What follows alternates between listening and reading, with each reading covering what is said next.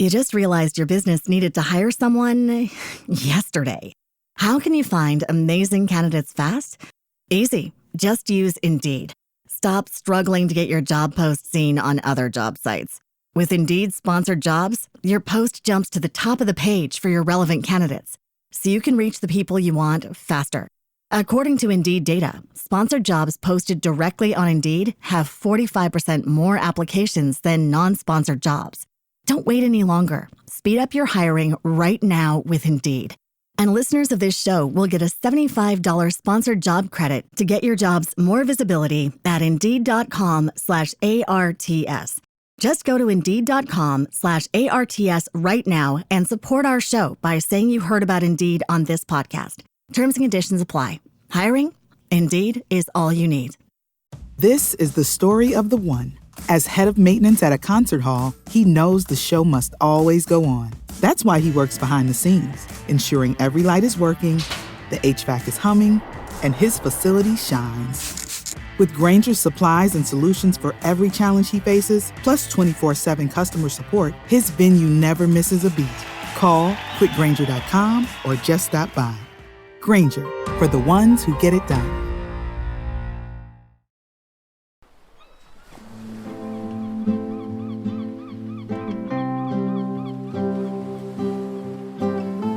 Hello everyone, and thank you for joining us again on the Seafood Matters podcast. You can help me by pressing subscribe and share it with family and friends. In this episode, I'm delighted to welcome David Parreno from the Sustainable Fisheries Partnership, otherwise known as SFP, currently working as an EU market specialist. David, welcome to Seafood Matters. Thanks, Jim. Thanks for inviting me. Excited to be here. Thank you. Looking forward to our chat. Before we get going, please tell us about your career and the path that brought you to the Sustainable Fisheries Partnership and your role there and where you work from now. Yeah, so I'm a biologist and I've been working in marine conservation and fisheries for over a decade in different places, different regions, Central America, Madagascar, and then lately in Europe. I was with the Marine Stewardship Council in the Mediterranean. And now at the Sustainable Fisheries Partnership, I'm an EU partnership engagement specialist within the markets team. I'm based in Madrid in Spain. And basically my work is with retailers, suppliers, NGOs, and other stakeholders across the EU to promote sustainable seafood practices and also to drive market transformation across the region. So you've pretty much done that all your working life so far? Yeah, correct. If I could ask, is the EU market still a global leader in promoting seafood sustainability, or do you feel it's lost its edge? That's a good question. I think the EU has been a global leader. I think the illegal fishing policy and import control and sustainability directives in general have raised the bar worldwide. But I have the feeling that today the picture is a bit mixed. EU buyers have influenced improvements, and we have examples in West Africa where access to EU markets push governments to strengthen monitoring of their tuna fisheries, and also in Peru, where SFP is also very active, where the EU demanded to help formalize artisanal vessels. And if we consider data, for example, I think there are some positive things to mention too. If we take the last FAO report that was published during the United Nations Ocean Conference in Nice this year, there are some promising results there. Among the 10 marine species with the highest landings in the EU, and we have species like anchovy, Alaska pollock, skipjack tuna, and Atlantic herring. About 60% of these stocks are fished sustainably, according to FAO. And then if we take a look at production volume, about 86% of EU landings are supposed to come from biological sustainable stocks. So I think there are some positives there. Tuna is especially positive, with 87% of populations exploited sustainably and 99% of landings coming from sustainable sources. So I think that's a real step forward. Yeah. And how much actual improvement has been driven by EU buying power versus optics management? So, like I said, there's some positive things to mention, and I guess there's also some challenges or negative things too. Because I think where responsibility lies when sustainability goals conflict with commercial realities. I'm following very closely. SFP is following very closely the latest EU omnibus package. For those who are listening, this is a reform that was aimed at cutting red tape across EU sustainability rules. And we think that this package risks to undermine that leadership that I was mentioning before. With the way it looks now, to be honest, it seems like it would delay sustainability reporting, exempt most mid-sized companies, and also limit due diligence to only direct suppliers. So this means that serious risks like illegal fishing and also labor abuses across the supply chain could be ignored. Even the European Central Bank has warned that weakening transparency makes it harder to assess climate and financial risks. So yes, I'd say that the EU is trying to set the gold standard, but whether it keeps it depends on whether it pushes ahead with accountability or just waters it down for short-term convenience, basically. Yeah. I think the EU is pretty much renowned for being bogged down in red tape, as you mentioned, red tape. Yeah, exactly. And I have the feeling that it's there's weird times too at the moment, and I'd like to take advantage of this opportunity, Jim, because there's also a broader political angle to all this. I have the feeling because now sustainability seems to be somehow tied to the political climate worldwide. And I think that also creates a ripple effect. And I don't know how we arrive at this situation, but here we are. It seems like, sustainability commitments will end up looking soon like some sort of partisan issue instead of common sense. And I think in Europe, we're not immune to that risk. So when sustainability becomes politicized and seen as a burden on business, I think there's a real danger for that short-term politics undermine that, long-term environmental goals and that we even lose sight of reality, basically. Yes, and of course, sustainability, the word is very important and means a lot, but it can be pretty much abused as well. Exactly. And that's why the omnibus debate that I was mentioning before is so important, because initially the bar was quite high and it's been lowered down progressively. So I think, weakening reporting and due diligence might sound like a technical adjustment, but I think it really reflects political choices about how seriously we are taking sustainability in the EU when it conflicts with commercial or electoral pressures, basically. Are we seeing any examples where EU pressure has directly resulted in better fisheries management?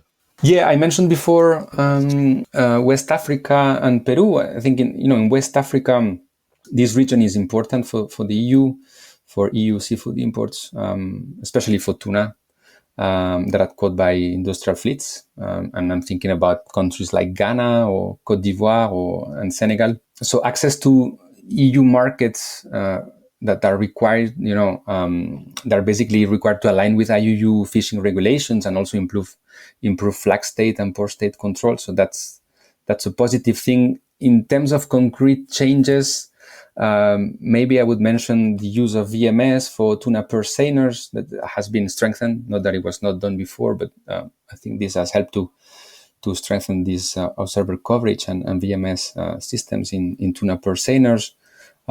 Tighter licensing and reporting standards to meet also EU catch certification requirements, and in general cooperation. I think this has an impact. Has pushed governments and industry to professionalize a bit, basically oversight and improve transparency through enforcement capacity. That varies country by country, of course. That depends on the country we're talking about. And then in Peru, just mentioning Peru briefly, where SFP is also very, very active. In that case, it's not tuna, it's anchovy. Talking about, Peru is the world's largest anchovy producer, and it has also a huge artisanal fleet targeting tuna, mahi, and other species for export. But I think in this case, the impact has been important and has increased traceability and accountability in a segment that was largely informal so far. Not that there are not things that still need to be improved and changed through cooperation, but some examples that show a bit of impact through market impact. Impact through market support. Yeah. Where does responsibility lie when sustainability goals conflict with commercial realities? So I think this takes me back to the omnibus. I'm mentioning the omnibus package a lot because, like I said, it's a reform that is supposed to be cutting this red tape that you were mentioning, Jim. Sorry, but in practice, with the way it looks now, we think it could delay all these sustainability reporting. There's some important deadlines by the end of this year and also in 2026. So we will see what happens. I think the EU showed the world what's possible in general. It's still the largest seafood market in the world as a region. As a country is the US. But if this omnibus package rolls back, it risks losing this edge that you were mentioning. Do you see a future for market-driven sustainability, or does it even exist now? Yeah, I think it does. Like I said, the EU is the largest seafood market in the world if we consider it as a region. As a country, like I said, this is the US. We'll see what happens with the new tariffs, and so I think that's a power that it's within the EU. If you want to basically, that's the message I guess you're sending when you're the largest market. If you want to sell here, then you have to meet some standards. And I think that coupled with strong partnerships and capacity building, I think the EU can make sustainability the norm and not the exception. And I think in general, market access is still the most powerful lever, right? I think it's important and people know it.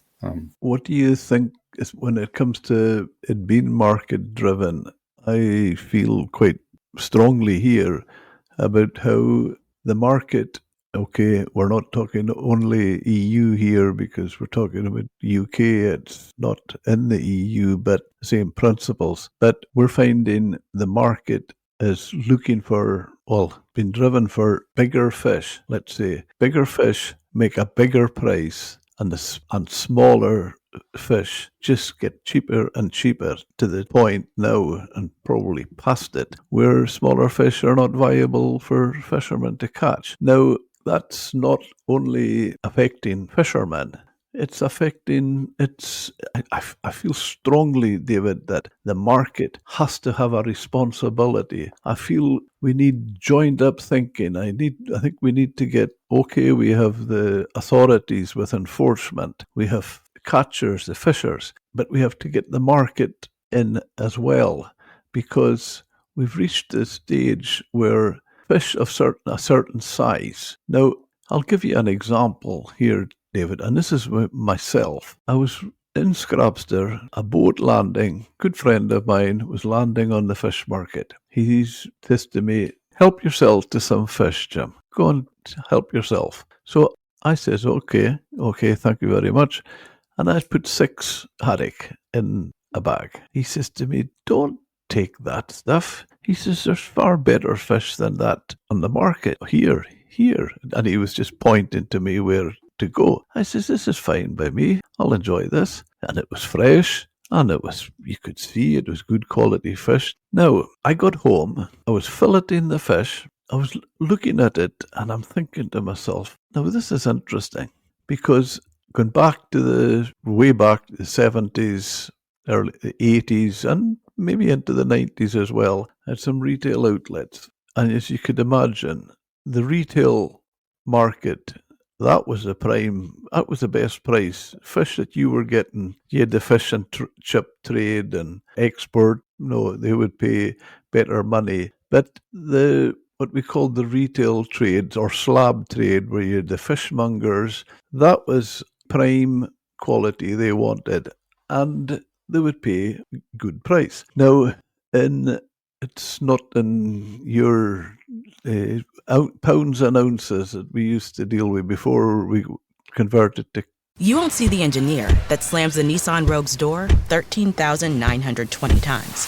Or the corrosive chamber that simulates 15 years of life in 5 months. Or the Rogue heat-baked for over 300 combined hours. What you will see is a vehicle that can take punch after punch and keep rolling. Nissan, #1 in new vehicle quality among mainstream brands by J.D. Power. We put it through the worst, so you get its best.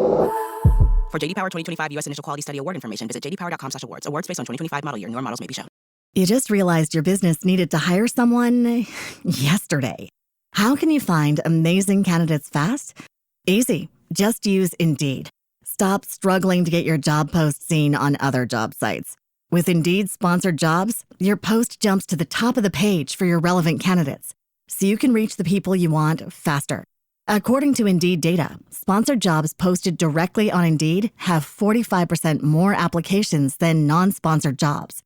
Don't wait any longer. Speed up your hiring right now with Indeed. And listeners of this show will get a $75 sponsored job credit to get your jobs more visibility at Indeed.com/ARTS. Just go to Indeed.com/ARTS right now and support our show by saying you heard about Indeed on this podcast. Terms and conditions apply. Hiring? Indeed is all you need. Kilograms. We were 4-ounce fillet. Now, 4-ounce fillet was a prime size for us, and that would give the housewife for the family 4 fillets to feed her family, and that would be at a reasonable price for the housewife. So when I had filleted them and it was finished, I thought, I'm interested here. I took my wee kitchen scales, weighed them. The fish were from 4.5 to 5.5 ounce. So above them, what I would say would be the lowest, smallest we would go for. And this is for prime market. So, and the fish were above the legal landing size. Now that's important. 30 centimeters for that species is a minimum legal landing size. And this fish were measuring between 36 and 38 centimeters. So they're quite considerably above the legal market in size. David, do you know where I got that fish from? When the fisherman asked me to go somewhere, to go and get them elsewhere, that was in the boxes they had for bait for the lobster and crab fishermen. Wow. Because they couldn't sell them on the market. No buyers. Yeah. I think this is a critical point that you're mentioning, Jim, and there is also a contradiction, like you said. So, because right now, the market is like heavily rewarding bigger fish, and prices for large species or larger individuals are going up, and at the same time, you see that prices for mollusk fish, even when they are, like you say, above the legal minimum landing size, well above that minimum size, have been dropping. So I think this creates a perverse incentive. So because fishers struggle to land those smaller fish because they can cover the costs. And I think what we need here is more joined up thinking between fishers, markets, and policymakers. Because if the market took some responsibility and develop outlets for these smaller fish, it would support fishers economically and reduce waste. So I think it's about changing the demand as much as supply, and that's a work that market needs to drive. If we educate consumers, and that's an important part also in my opinion, to educate consumers and also expand markets for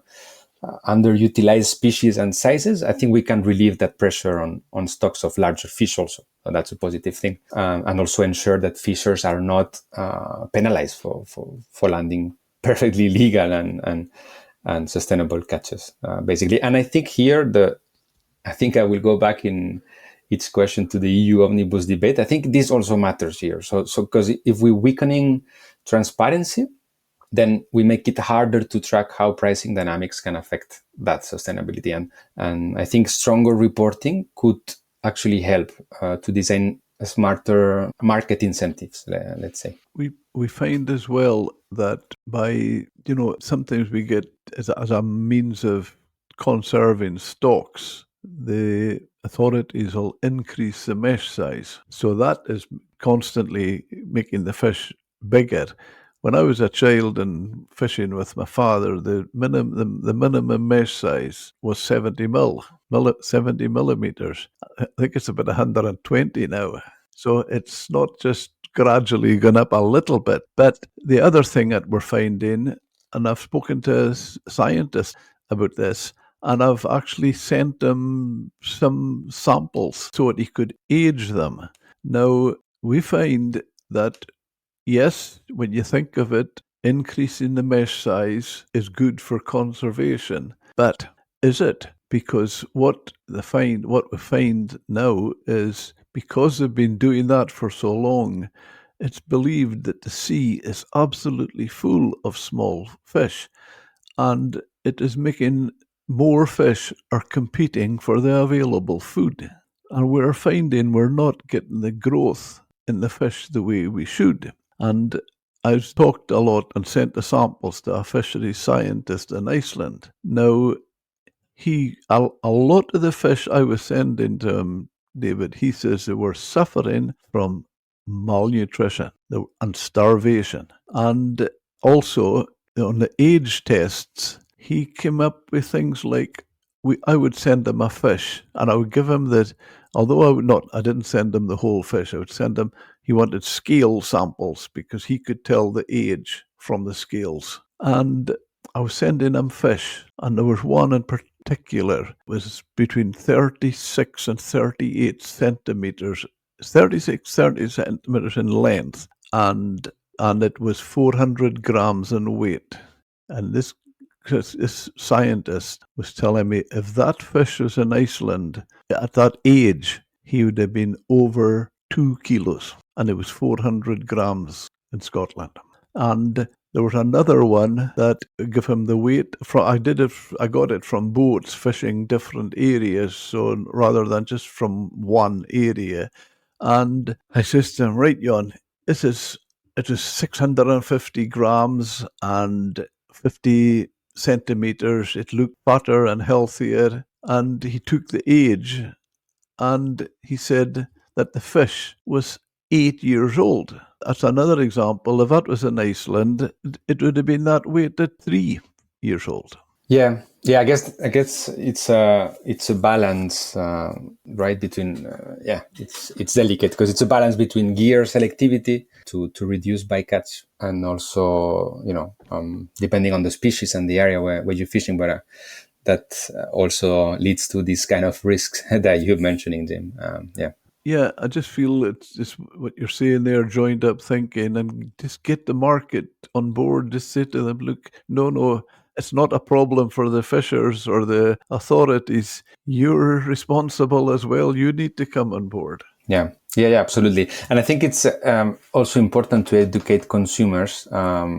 Sometimes you find very good fish, high quality fish that is basically not consumed in one country, because it's not, they're not used to that kind of fish. And so there's no market to that fish. And they're struggling to sell other fish and to find low prices for those, for other fish. But they have good opportunities even within the country, so that they don't need to import from long distances and, from other countries. So that's also an important one. Yeah. And I think educating consumers, that's also responsibility of the market. And this is something the market can do. Many EU retailers rely on MSC and the other certifications. Is that driven change or creating a false sense of security? Good question. So I think certifications, are a good starting point.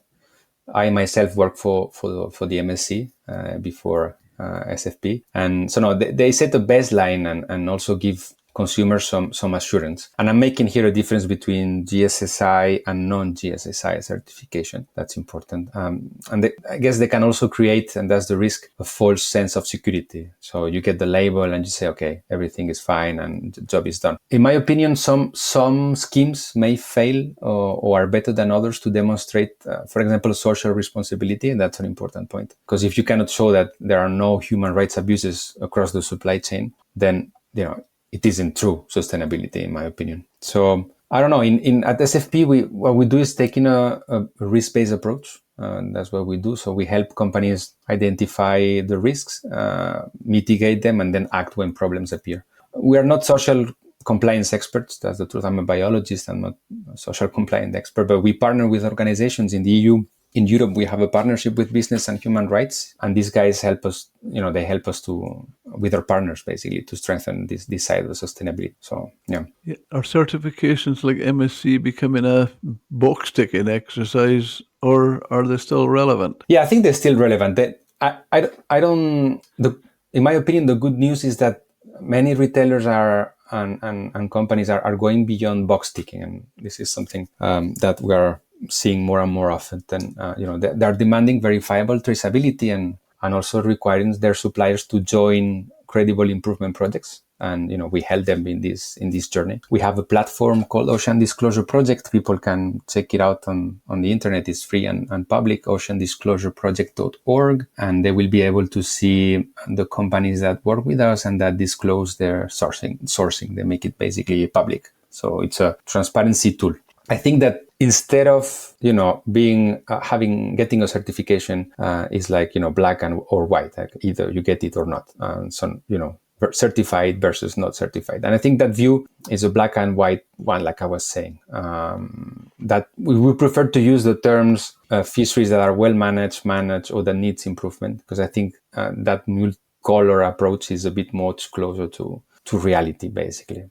And here again, I think the omnibus, going back to the omnibus matters, because if this sustainability reporting is delayed or diluted, I guess companies could hide behind those shiny eco labels, rather than hard data.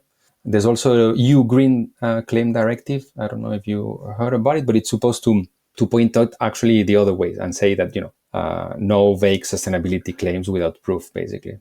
And I think retailers who understand that sustainability is not the cherry on top of the cake, but it's actually the flour you need to make the cake, are the ones who will be resilient in crisis. And we saw it with COVID, we saw it with economic crisis, because they understand that sustainability is strategic to them. And I think that's an important thing to mention. I like your descriptions between the cherry and the flour. Yeah. Does SFP have moved towards more meaningful engagement beyond just labeling? Yes, like I said, the Ocean Disclosure Project is an important platform, like I was saying, where these companies can disclose their sourcing and make public. And we work with partners, and for them to be able to disclose this sourcing all over the world and to say, okay, to help them to identify the risk associated to those fisheries and to try to mitigate them. So I think in that sense, and through this risk-based approach, we're helping our partners to strengthen sustainability in some important areas. Yeah. It got on to, when you mentioned IUU, is the EU... You won't see the engineer that slams the Nissan Rogue's door 13,920 times. Or the corrosive chamber that simulates 15 years of life in 5 months. Or the Rogue heat-baked for over 300 combined hours. What you will see is a vehicle that can take punch after punch and keep rolling. Nissan, #1 in new vehicle quality among mainstream brands by J.D. Power. We put it through the worst, so you get its best. For J.D. Power 2025 U.S. Initial Quality Study Award information, visit jdpower.com/awards. Awards based on 2025 model year. Newer models may be shown. You just realized your business needed to hire someone yesterday. How can you find amazing candidates fast? Easy. Just use Indeed. Stop struggling to get your job post seen on other job sites. With Indeed sponsored jobs, your post jumps to the top of the page for your relevant candidates, so you can reach the people you want faster. According to Indeed data, sponsored jobs posted directly on Indeed have 45% more applications than non-sponsored jobs. Don't wait any longer. Speed up your hiring right now with Indeed. And listeners of this show will get a $75 sponsored job credit to get your jobs more visibility at Indeed.com/ARTS. Just go to Indeed.com/ARTS right now and support our show by saying you heard about Indeed on this podcast. Terms and conditions apply. Hiring? Indeed is all you need. use IUU carding system credible, or has it become politicized? Maybe it has become politicized. I think the idea behind that carding system is effective. It has forced countries to improve monitoring and, because they may risk losing access to Europe.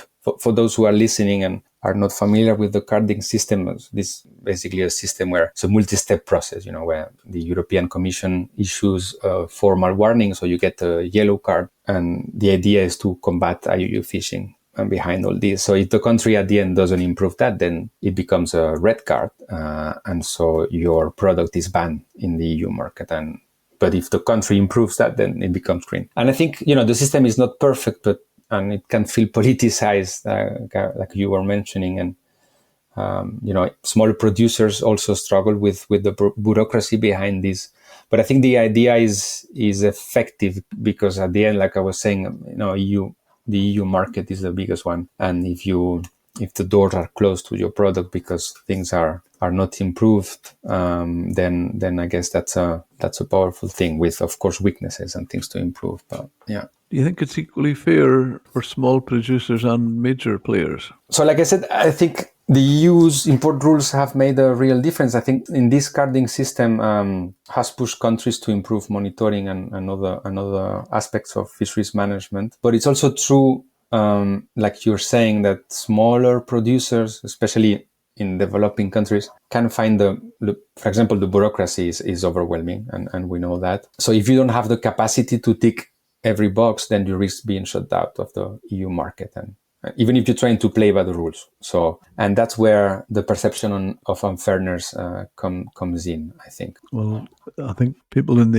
the UK can see about the red tape and how complicated it can be, because since Brexit, it's full of uncertainties. It's expensive to export into the EU, and it's complicated with paperwork. Yeah. I mean, Brexit has complicated trade. I know for sure that seafood trade, and I guess it happened also in other industries. I'm not an expert on that, but with the customs checks and health certificates and delays getting into the EU. I know that actually in Scotland, where you're from, Fishers Association have reported millions lost in the first years of Brexit. I guess after all these years, things are getting, I wouldn't say back to normal, but back to a new normal. And some agreements have been made between the EU and the UK, but yeah, complicated. Yeah, indeed. Are these controls improving sustainability, which is key, or simply shutting out the weaker player? You mean for the EU, right? So for the IUU stuff? Yeah, are the controls improving? Because it's improving sustainability must be the end goal. Mm-hmm. Yeah. So I think the idea for these policies is to align with development goals. So and I think that depends on how they are applied. Because if the EU pairs strict controls with real support for capacity building, then I think they can level the playing field and also help emerging economies to improve the fisheries governance. But if they're applied unevenly, and we see this sometimes, then the danger is that we may end up reinforcing existing inequalities. So what we will see is basically big players with resources that keep trading while small-scale fishers are squeezed out. I think maybe it's just a perception of unfairness. I don't think it's the EU's intention. There are some things to improve for sure, and weaknesses in the system. I know that the EU is very strict with some certain countries, and maybe we can have the feeling that they're more soft with others that are politically or commercially important. But yeah, well, again, back to the omnibus. When these omnibus proposes scaling back company due diligence, I think it's sending mixed signals, because maybe you are very strict at the border, but then softer with the supply chain. So just to sum it up, I think what we need is consistency, controls that protect responsible fishers and also level this playing field, so that we're not creating new loopholes like over and over again, basically. Do you ever get the sense that you're playing global policeman while turning a blind eye to friendly flags or member states? Yeah, like I said, this maybe I like this analogy with global policemen. I don't think the EU has that much power. I think it's a perception of unfairness, like I said. So maybe you're super strict with some countries, are not with others, or you're very strict at the border, and then not across the supply chain. We know that seafood products travel all over the world, right? They can be fished in the Indian Ocean, then taken somewhere to be processed, and then in another place to be transported, and then they fly somewhere else. So what happens in the supply chain is also important. So you can be super strict at the border, but where is this product coming from, and what is the journey of this product? That's also important. I think if illegal fishing rules only work if they are applied fairly, basically, and to everyone. And that's difficult in a globalized world. There's big challenges behind this. Exactly. I was going to go and mention it on the supply chain as a fish caught in Africa, processed in China, and sold in Germany. How well do we know its story? Yeah, exactly. I think traceability, in my opinion, is one of the main challenges in seafood, and we've made progress. Catch certificates and digital pilots and platforms like Catch. I don't know if you heard about Catch. It stands for Centralized Access to Transparency and Catch Documentation. Is basically a new digital system that has been designed to combat IUU fishing, and it's supposed to allow authorities, importers, and exporters to verify the legality of seafood products. It's done online, so it's paperless, and the idea is to improve traceability and reduce fraud also. So we will see how this works when it starts to be implemented. Because the idea behind this is that only legally caught fish enter the EU market. But again, like, what happens with this product? Like you say, can be caught in Africa, processed in China, and sold in Germany. So what happened with this product across the supply chain? Yeah, and you mentioned traceability with the EU. What's still missing? Good question. I think origin labeling, for example, if you go to the supermarket and you see a product of the EU, okay, that's a product of the EU, but what happened, if this product has most of the value chain has happened elsewhere? Again, going back to this omnibus, I think it's extremely important. This risks widening these blind spots by exempting mid-sized firms from reporting. And the idea when all this started was to improve also traceability. So we need more visibility, I think, not less, and disclosure. Like I said, I mentioned before, Ocean Disclosure Project that we do with companies. Disclosure of sourcing across the chain should be mandatory. I'm not talking about our partners, I'm talking in general, and the EU could be more ambitious on this, including processing, because otherwise transparency and traceability is only as strong as its weakest link. If one actor doesn't disclose, then the entire chain's credibility collapses, because if 9 out of 10 are doing the right things, but one we don't know because it's in incognito mode, then we don't know exactly what happened with that product, and can we call it sustainable? I don't know. Yeah, mentioned transparency with so much processing done in China.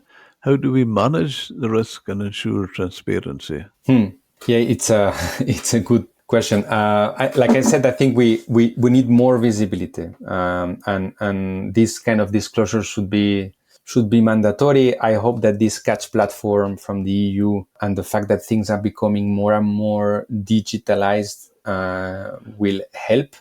I think fraud increases. The risk of fraud could increase with paper.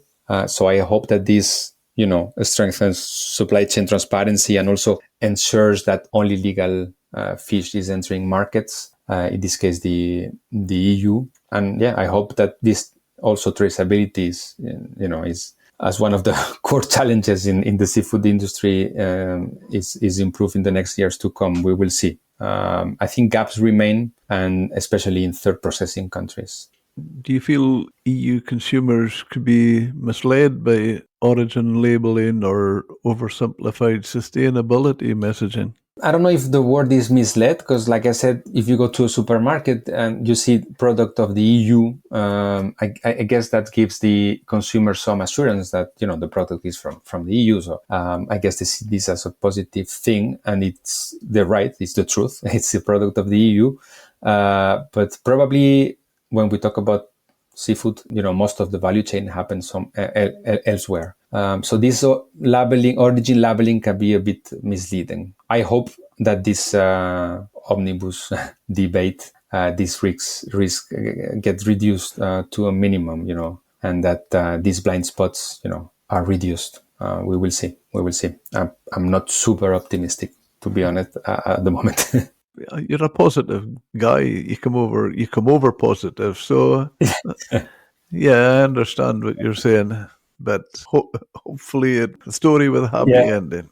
Yeah. We need to do another podcast in a year or two and see where we are. That would be good. We'll take a note of that. Moving on to aquaculture. Is aquaculture helping relieve pressure on wild stock, do you feel, or just creating a parallel set of sustainability issues? I think, aquaculture is part of the solution because it's the fastest growing food sector globally. So, according to FAO, it's pretty much half of global fish consumption, and it will soon, or even over half. So, and it will soon surpass captive fisheries entirely. So, they need to be part of the solution because they're going to be an important part of the seafood we consume. We already do. If people go to a supermarket now, they will probably find more aquaculture than wild fish in the shelves or in the... You won't see the engineer that slams the Nissan Rogue's door 13,920 times, or the corrosive chamber that simulates 15 years of life in 5 months, or the Rogue heat-baked for over 300 combined hours. What you will see is a vehicle that can take punch after punch and keep rolling. Nissan, #1 in new vehicle quality among mainstream brands by J.D. Power. We put it through the worst, so you get its best. For J.D. Power 2025 U.S. Initial Quality Study Award information, visit jdpower.com/awards. Awards based on 2025 model year. Newer models may be shown. You just realized your business needed to hire someone yesterday. How can you find amazing candidates fast? Easy. Just use Indeed. Stop struggling to get your job post seen on other job sites.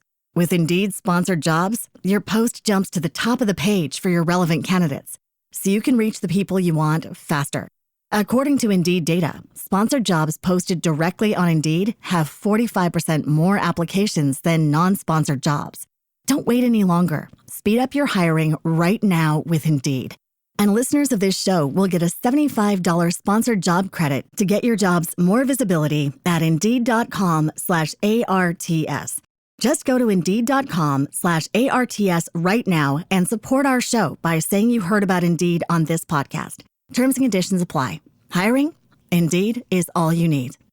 In the places when they buy seafood, for sure. I think it can relieve pressure on wild stocks. And I think the EU has relatively strict rules on water quality, animal health, and disease control and restocking. But enforcement depends. And the risk is that we treat aquaculture as a silver bullet. Aquaculture, like any other industry, is not good per se.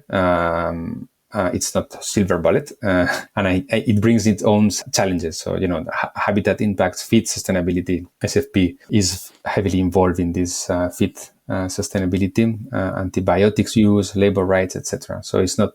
I hope it becomes the solution, or part of the solution, because soon it's going to be the vast majority of what we're eating and when it comes to seafood. Yeah. Did you say EU regulation holds aquaculture to the same standard as captured fisheries? Yeah, I mean, they're both under the common fisheries policies, sustainability objectives, and I think there's a difference again here between aquaculture, of course, done in the EU and outside. There's FEAP is the Federation of European Aquaculture Producers, and it basically groups fish farming association and associations, and they're the leading consultative body, let's call it, for European interest, and I know they take all these very seriously. Are we seeing more aquaculture entering EU supply chains without the same level of scrutiny?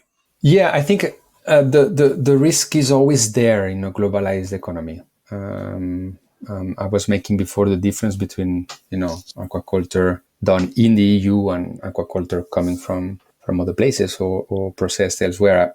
The risk is always there. We're in a globalized economy and with different countries and regions that are applying different rules. So imports of farm products are rising. We also see in this and in the EU and often, from countries that maybe have weaker social and environmental oversight. So that's why sustainability reporting and again, threatened by the omnibus is so crucial. Yeah. If we move on to Brexit, has the UK going its own way changed how EU markets behave, or is it still business as usual for them? Yeah, I think we briefly mentioned Brexit before, and I think you use the word complicated, and I think in general Brexit has complicated trade. I am not familiar with other industries, but with the seafood industry, I know for good that seafood exporters have struggled, and there's been important delays getting into the EU market. But things have time has passed since Brexit was voted, and some agreements have been made with the EU. And I hope that the spirit seems like there's a spirit now of collaboration and between the EU and the UK continues, because EU and UK buyers, I think that they're strongest when they speak with one voice, even though Brexit made that harder, but hopefully this will improve in the next years to come. Yeah. Has Brexit made any material difference to how EU buyers source and influence? Yeah, I think, on sustainability, the UK now has freedom, putting this between brackets, but to set its own management plans. And I know they have launched schemes like the fisheries management plans under the UK Fisheries Act. But I also feel like divergence is growing in some areas. The UK is looking for more flexibility for some of the fleets, and while the EU is sticks to quota sharing agreements under the trade and cooperation agreement. So that weakens both sides. But if the EU and the UK fragment on sustainability standards, I think global suppliers may face signals, mixed signals, instead of a united market demand. And I feel like that also reduces the leverage both had to drive reforms abroad, basically. And again, going back, I'm going to mention the omnibus in each question. But that debate adds another layer, because if the EU weakens, for example, let's say its sustainability rules, while the UK stays very ambitious, or vice versa, I think we risk policy divergence instead of leadership. Okay. Is a perception from your side that the UK becoming more agile on sustainability, or just more isolated? Well, there's isolation in that independence, for sure. Whether, and I'm not saying is negative or positive, because it could speed up things. The EU, there are several countries within the EU, and coming into agreements take time, and sometimes these are long conversations, and this is tedious with heavy bureaucracy. So I guess when it's only you that need to decide what to do, things become easier. But that doesn't necessarily mean that they are positive. So when it comes to fisheries management, but we will see what happens in the next year to come. I hope that there will be some agreement and overlap in the decisions that are taken, at least in fisheries management, and at least when we're talking about scientific data, science in general. Because if we're talking about stock assessments, I think it's difficult to find different interpretations. When a stock assessment says that Northeast Atlantic mackerel is struggling and the stock will soon collapse, there's not many things we can do about it other than try to reduce fishing and manage the stock as good as possible. Especially considering stocks by the way, that are found between EU and UK waters, because this happens, we share some of these waters. So, yeah. Is there alignment between UK and EU efforts on seafood market reform? I don't know if alignment is the word. Like I said, some fisheries management plans have been done in the past years under the UK Fisheries Act. But I don't know if alignment is the word. Like I say, I have the feeling that the UK. I'm not based in the UK, but it's a feeling that, and it's a feeling that some of the market partners are also having. The UK is pursuing flexibility basically, and the EU is sticking to this. You won't see the engineer that slams the Nissan Rogue's door 13,920 times, or the corrosive chamber that simulates 15 years of life in 5 months, or the Rogue heat-baked for over 300 combined hours. What you will see is a vehicle that can take punch after punch and keep rolling. Nissan, #1 in new vehicle quality among mainstream brands by J.D. Power. We put it through the worst, so you get its best. For J.D. Power 2025 U.S. Initial Quality Study Award information, visit jdpower.com/awards. Awards based on 2025 model year. Newer models may be shown. You just realized your business needed to hire someone yesterday. How can you find amazing candidates fast? Easy. Just use Indeed. Stop struggling to get your job post seen on other job sites. With Indeed sponsored jobs, your post jumps to the top of the page for your relevant candidates, so you can reach the people you want faster. According to Indeed data, sponsored jobs posted directly on Indeed have 45% more applications than non-sponsored jobs. Don't wait any longer. Speed up your hiring right now with Indeed. And listeners of this show will get a $75 sponsored job credit to get your jobs more visibility at Indeed.com/ARTS. Just go to Indeed.com/ARTS right now and support our show by saying you heard about Indeed on this podcast. Terms and conditions apply. Hiring? Indeed is all you need. Quota sharing that I was mentioning before, these quota sharing agreements under the trade and cooperation agreement that was signed. So we will see. I hope that there's no fragment on sustainability standards between the UK and the EU in the next years to come, to be honest. I think that would be very negative for the stocks that are present in our waters. I say our EU and UK waters. Well, as it stands just now, we certainly see there's a lot given rather than shared, because certainly in Scotland here, but in the UK in general, we see the fish that Stammer give away and the rights he give away for over 12 years, and we didn't feel there's not a lot of feeling that we got much back in return. Yeah, I think Brexit has complicated all this, and I don't know. I mean, I'm not blaming Brexit as a solely cause of this, but I think, and again, I think in the past years things have softened a bit, and some agreements have been made. But yeah, I understand what you're saying, Jim, and yeah, I think it's probably yeah. We talk a lot about what's wrong, but where does real opportunity lie?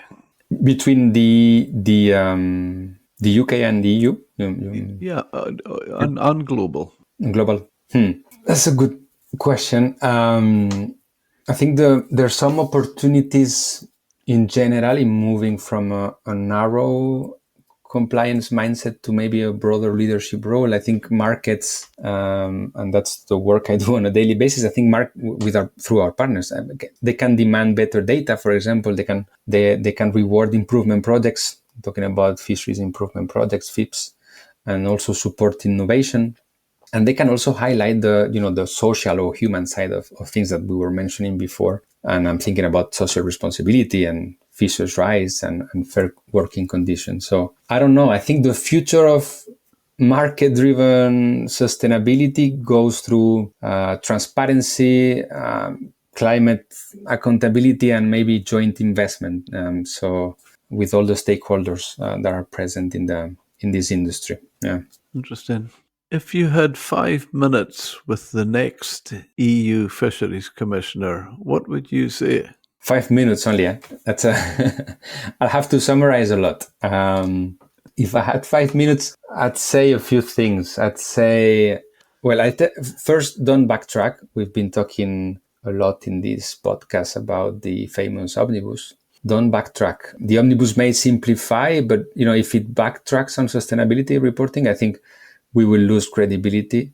And that was not the initial idea. There were two directives, important directives, the corporate sustainability reporting directive and the due diligence directive that must remain strong, in my opinion. They are the backbone of transparency. And so I would say, please just don't backtrack and make compliance simpler for small and medium companies, so that this is not seen as a burden to all these companies.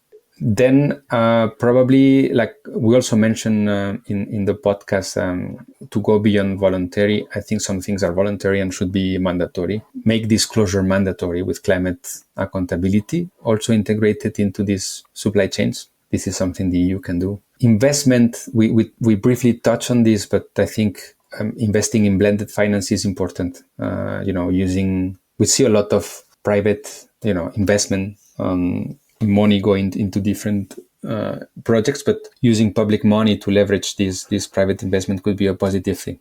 We will see if this is a reality or not. And I'm talking about EU funding here, especially. Then, well, maybe I guess this is not for the for the fisheries commissioner, but I think empower markets to lead. I think we also mentioned today that markets have a big power and can change things.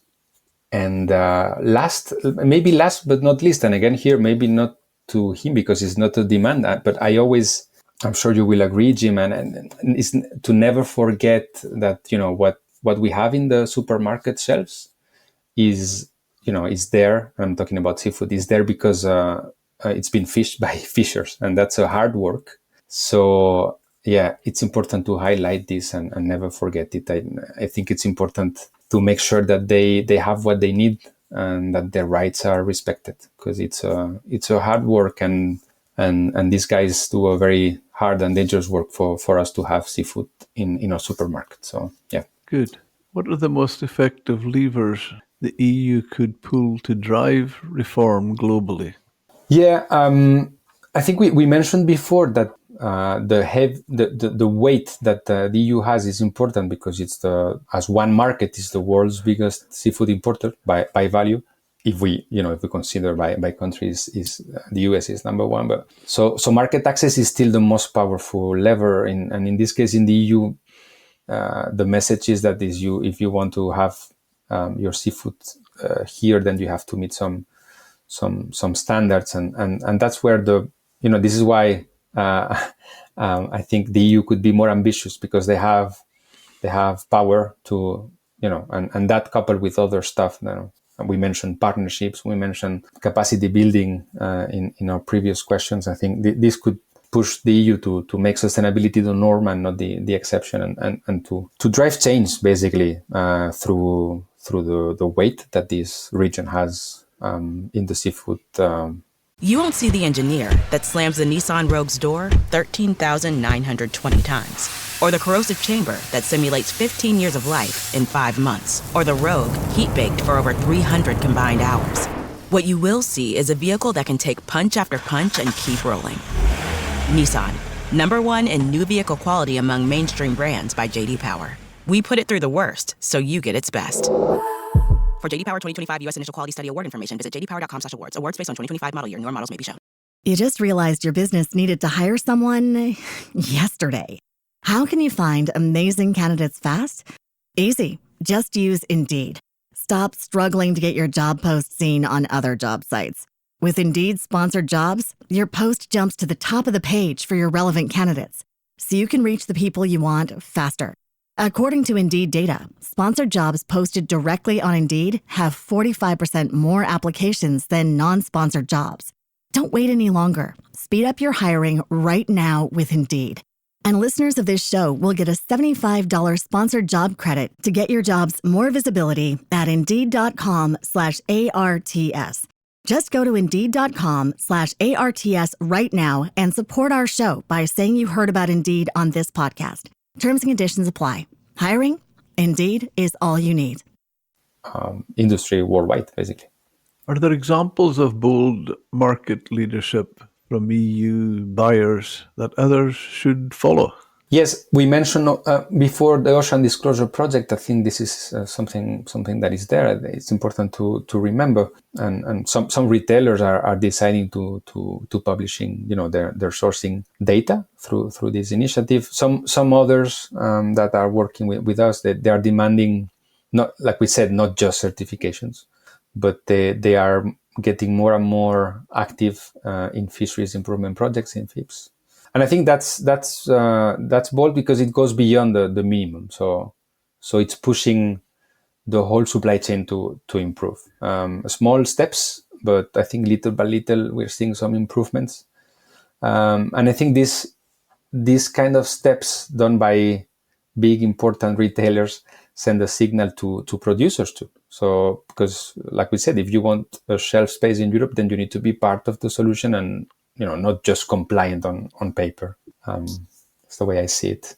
Do you see a future for market-driven sustainability?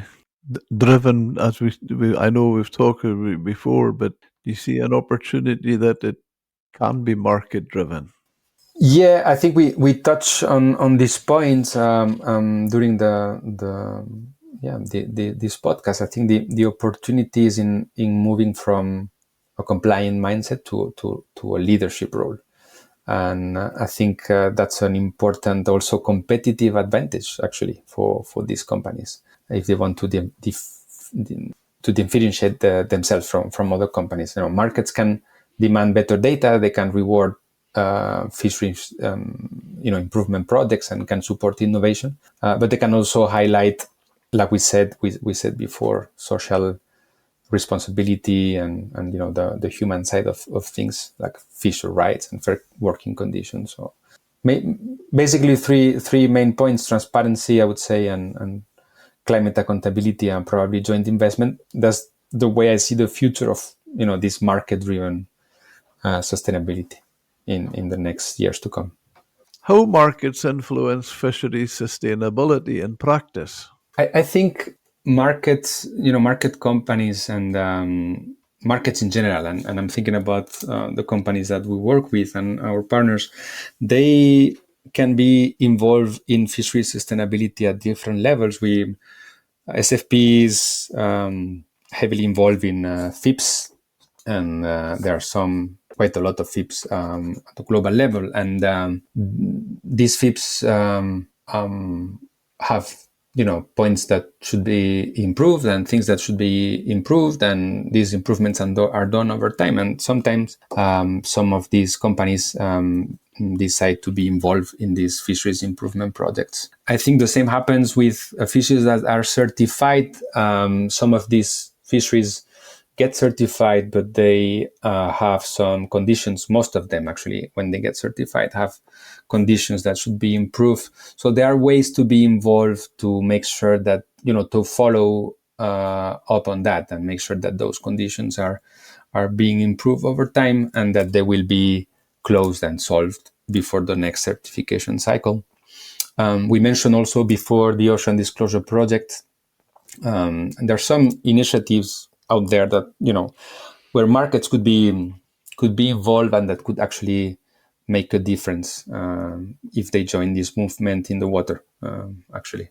What's your views, the expectation from buyers, retailers and consumers, and how these pressures shape fisheries management?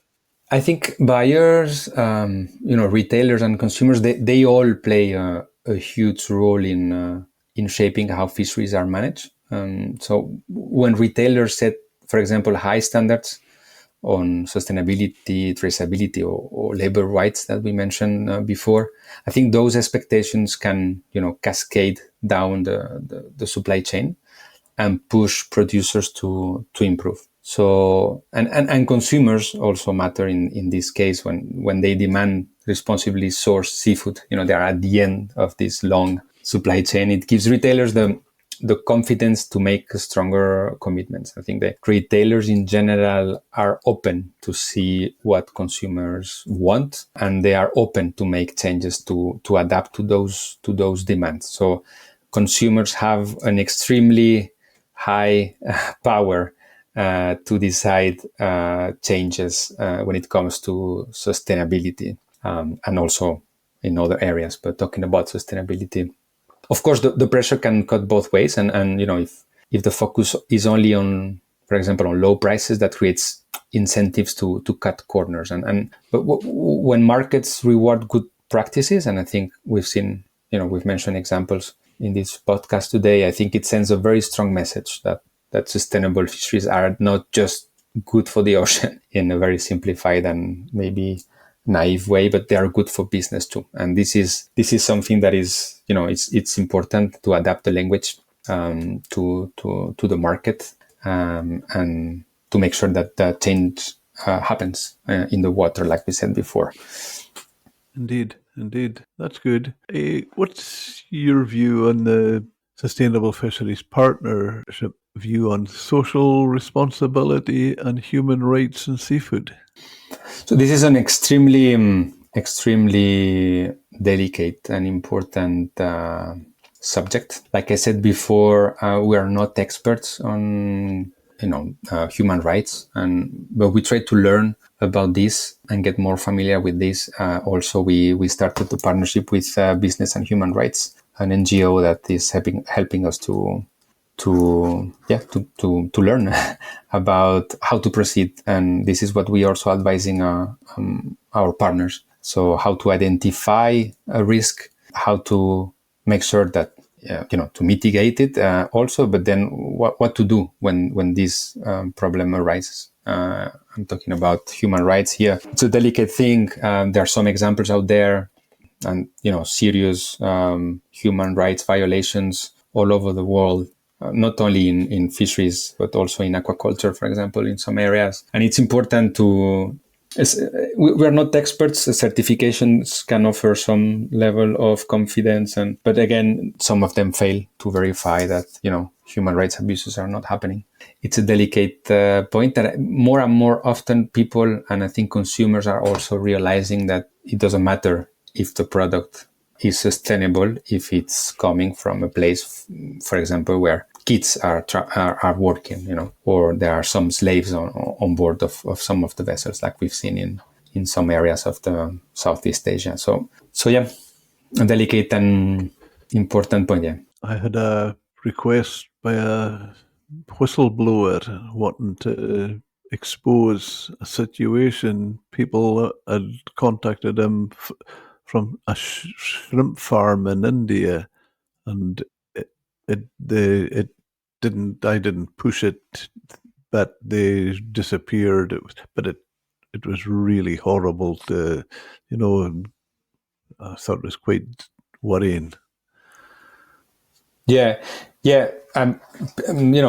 Some journalists like Ian Urbina. I don't know if you heard about the work he's done through the Outlaw Ocean report.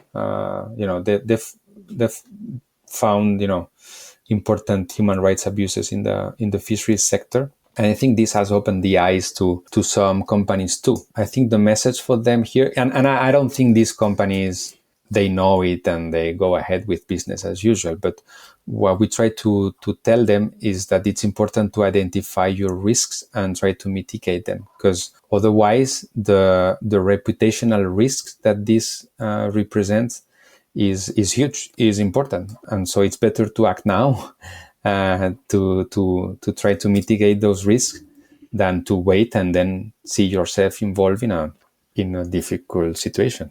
And we've seen also this in other industries, like textile, for example. So, who did you say was the person? Was it a book or something? Ian Urbina is a journalist. Ian Urbina.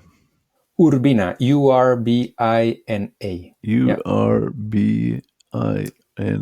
Thank you. I'll look that up. Yeah, the Outlaw Ocean report, or the Outlaw Ocean project, I think it was. Yeah, is giving a lot of details about human rights abuses in the seafood industry. Yeah. Excellent. Thank you. David, where can our listeners follow you online? So I'm very active on LinkedIn if they want to take a look at my LinkedIn profile. They can contact me through my profile, David Parreno Duque. I will be also at the end of this month in the Global Seafood Alliance conference in Cartagena in Colombia. In case any of those who are listening will be there, they can also text me and I'll be happy to meet them if they have any questions. Excellent. I think we could fold up, and I would just like to thank you very much, David, and enjoyed that. Thank you. Thank you very much, Jim.